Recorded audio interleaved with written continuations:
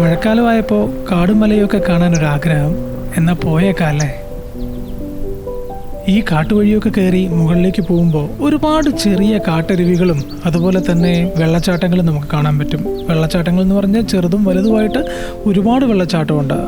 ഇവിടെ നിന്ന് അങ്ങോട്ട് നടന്നു വേണം കയറാൻ. മഴ കാരണം വഴിയാകെ ചെളിയായി കിടക്കുകയാണ്. ഒരിച്ചിരി റിസ്ക്കിയാണ് കയറുന്നത്. എന്നാലും നടന്ന് കയറി തന്നെ പോകണം. നടത്തമൊരൽപ്പം റിസ്ക് ആണെങ്കിലും ഇവിടെ നിന്നുള്ള കാഴ്ച അന്യായം.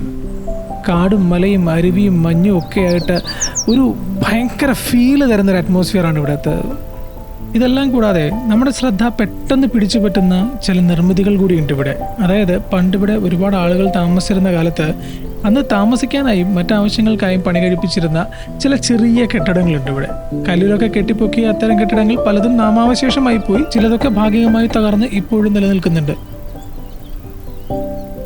ഞാൻ ആലോചിക്കുമായിരുന്നു, ഇന്നിപ്പോൾ ഇവിടെ ഇതുപോലത്തെ ഒരു ബിൽഡിംഗ് ഉണ്ടായിരുന്നെന്നുണ്ടെങ്കിൽ എന്ത് അടിപൊളിയാവുമായിരുന്നു അല്ലേ. നല്ല മഞ്ഞും കാറ്റും മഴയും പ്രകൃതി ഭംഗിയും ഒക്കെ ചേർന്നിട്ട് ഒരു ഹെവൻലി ആംബിയൻസ് ആയിരുന്നു ഇവിടെ.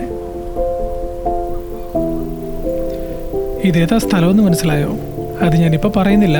ഈ വീഡിയോയ്ക്കകത്ത് തന്നെ പല സ്ഥലത്തായിട്ട് ചെറിയ ചെറിയ കുറച്ച് ക്ലൂസ് ഉണ്ട്. അത് വെച്ച് മനസ്സിലാക്കി നിങ്ങൾ തന്നെ കമൻറ്റ് ചെയ്തു. പിന്നെ ഈ യാത്രയിലെ ഏറ്റവും പ്രധാനപ്പെട്ടൊരു നിമിഷം, ഞാൻ അവിടെ നിന്ന് ഇറങ്ങി വരാൻ നേരത്ത് എനിക്കൊരു മയിലിനെ കാണാൻ പറ്റി. ആരോ എപ്പോഴും ഉപേക്ഷിച്ചു പോയൊരു പഴയ കെട്ടിടത്തിൻ്റെ പൊട്ടിപ്പൊളിഞ്ഞ ഓട് മേൽക്കൂരയുടെ പുറത്ത് മഴയൊക്കെ പ്രതീക്ഷിച്ച് പീലിയൊക്കെ കുലുക്കി ആശാൻ ഇങ്ങനെ നിൽപ്പുണ്ട്.